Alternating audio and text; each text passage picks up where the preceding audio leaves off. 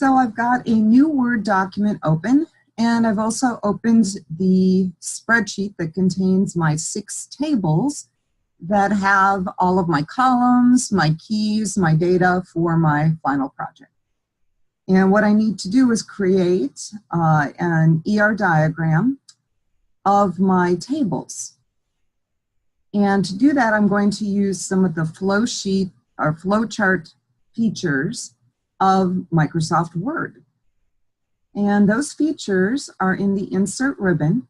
I'm going to widen up Word just a little bit because you'll notice that the ribbon looks different depending on if I have it wide or narrow. And shapes is what I need. So if you have yours really narrow, shapes is under illustrations. Okay, if you widen it up, you should see a shape button all by itself. And down here under flowchart, we need internal storage. So you're going to select that one. And we're simply going to drag a little box here. Now, by default, it gives us this box, and that is definitely not what we need. We don't want blue fill and white text. So I'm going to click on this, and I'm actually going to choose this one. Any of the ones in this first row is fine, but I'm going to choose this one. That will give me black text and a clear fill. So I need 6 of these things. So I'm going to click on a border here. I'm going to go to copy, and I'm going to paste. Then I'm going to grab the border, and you'll notice a 4-headed arrow. I can left drag and reposition. And I'm going to make this one a little smaller. And I'm going to go ahead and click on this and copy and paste. And let me paste again. And if I need to, I can redimension these when I'm adding the columns. So right now, I'm just trying to position them on one page. So at this point, I do have 6 of them. So I'm going to go back up to the first one, and I'm going to make this a little narrow so I can actually see my columns. And I'm going to enter the name of my table, which is inventory. And I'll press enter a couple times. And now I'm going to enter the names of my columns. And if it's a primary key, I'm going to indicate that. If it's a foreign key, I'm going to indicate that as well.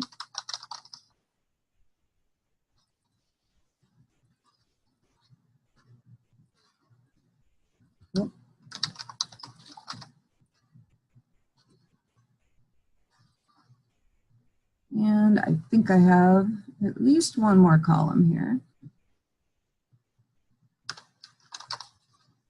So that's my first table. And now I'm going to enter my second one. So I'm going to click on this to activate it. And we'll go into customers over here. Click on this again. So I've got ID. Well, first of all, I better do my table name, customers. And then I've got the ID, which is the primary key, name, address, zip code. Zip code is my foreign key, email, and cell number. Looks like I need to make this just a little taller. There we go. Okay, so at this point, I've got inventory and customers. I may boldface this, and then that'll let me get rid of that extra line. So I'm just deleting that out of there. So at this point, I've got 2 different tables entered. And what I'm going to do is enter the remaining 4, and I'm going to pause the video while I do it. So to enter the text, again, all you have to do is activate the box and start typing. So at this point, I have all of my columns entered, and I've indicated which columns are primary keys and which columns are foreign keys. So my next step is going to be to connect my tables. And the way they are going to connect is the primary key in one table is going to connect to the foreign key in another.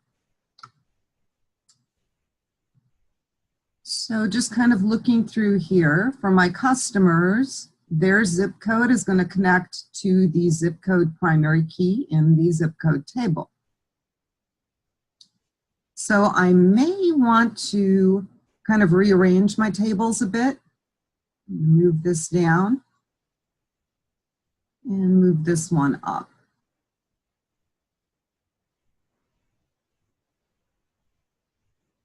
And we're just looking here. So I've got the order table. That's going to connect to location and customer. So why don't we switch these two? And then I've got the order detail, which is going to connect to inventory and order. Okay, so with this arrangement, I can easily draw lines between my tables and show how they're related. So to draw the lines, I'm going to go into Insert and Shapes. And then you'll notice that we have lots of different lines. So basically, I'm going to draw a connecting line between my tables. So this is simply a straight line. And we'll do zip code to zip code. So I'm just going to left drag a line that connects those two. And you know, if you don't get it perfect, there are resizing handles on the end. You can left drag, you can move it to a different location, okay, but you do want the connecting line. So at this point, I've got those two connected. And I need to connect location ID to my ID here. And again, this is kind of weird with the line, but it doesn't stay on.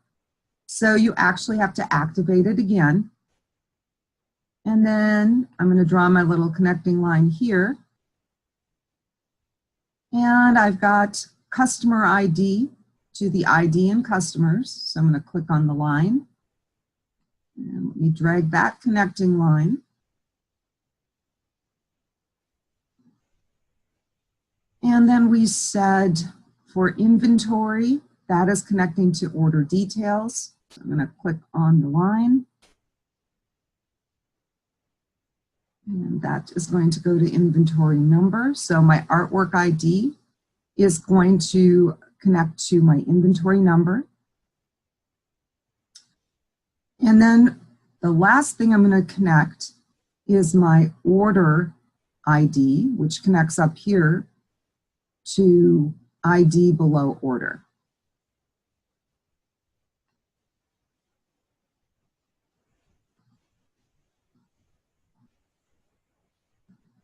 So at this point, I have connections between all of my tables, which means I can share data.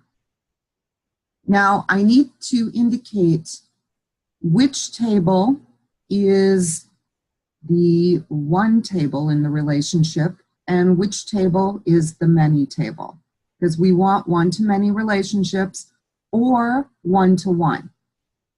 If you have a many-to-many, that is a problem. That means you need additional tables. So how you can figure out which table is the one table and which table is the many, the table that has the primary key is going to be your one table.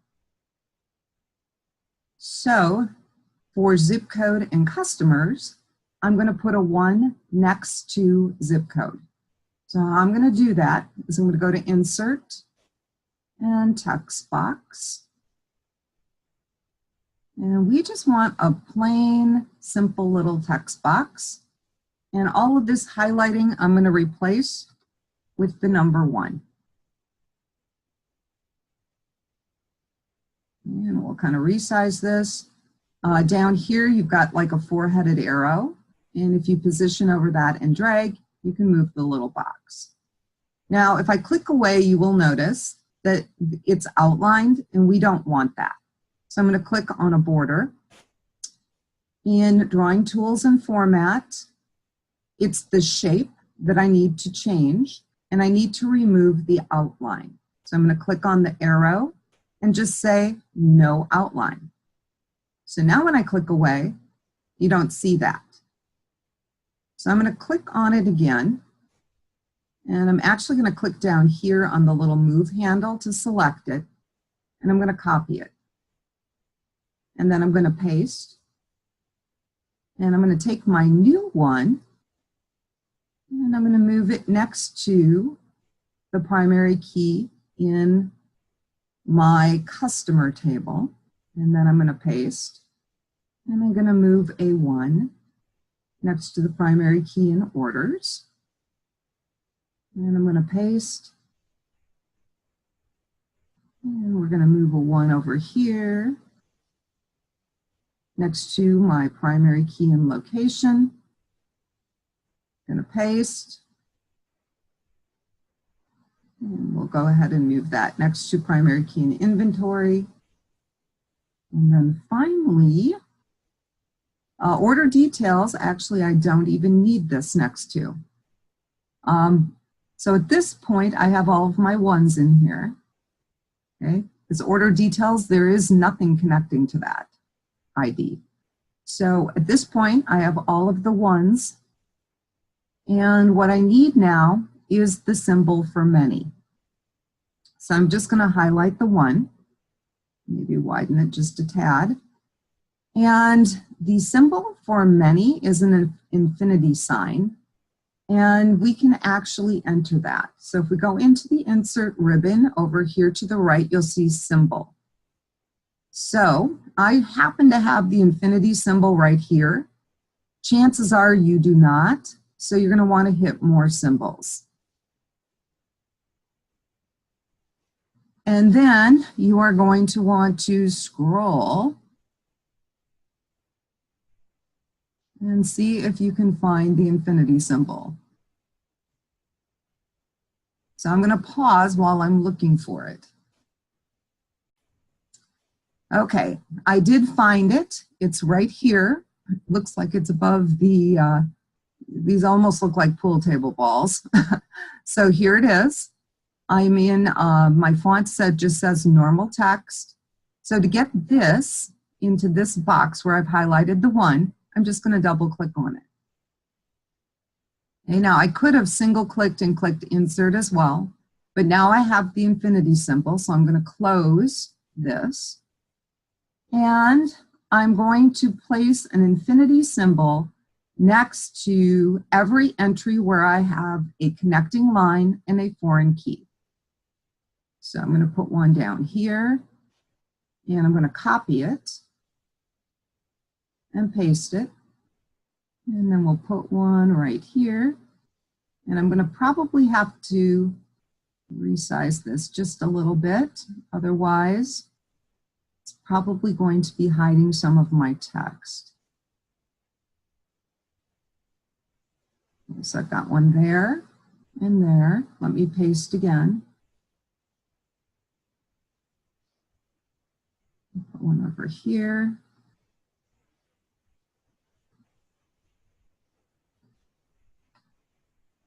And we've got some foreign keys here. Now you'll notice if you move this over your text, you lose your text.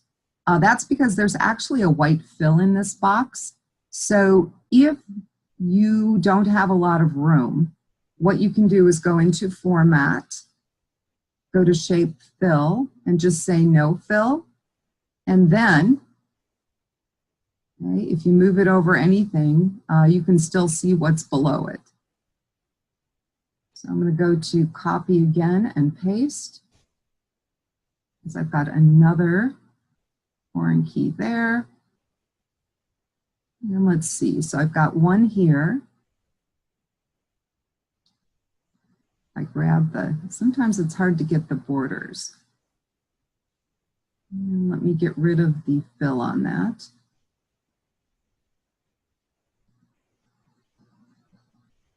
And I'm just making sure I've got everything labeled. Okay, so at this point, I am done with this ER diagram.